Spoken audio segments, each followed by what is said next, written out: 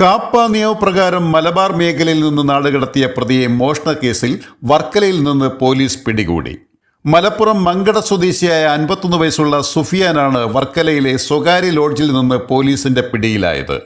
Mankada police station പരിധിയിൽ നിരവധി കുറ്റകൃത്യങ്ങൾ ചെയ്തതിനാൽ പ്രതിയെ കാപ്പ നിയമപ്രകാരം നാടുകടത്തുകയായിരുന്നു.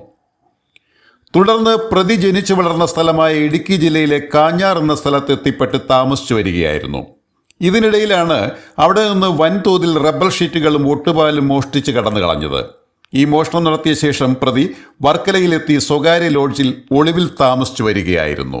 മോഷണക്കേസിൽ കാഞ്ഞാർ പോലീസ് കേസ് രജിസ്റ്റർ ചെയ്ത് പ്രതിക്ക് വേണ്ടിയുള്ള അന്വേഷണത്തിൽ പ്രതി വർക്കലയിലെത്തിയതായി വിവരം ലഭിച്ചു. തുടർന്ന് പ്രതിയുടെ വിവരങ്ങൾ വർക്കല പോലീസിന് കൈമാറി.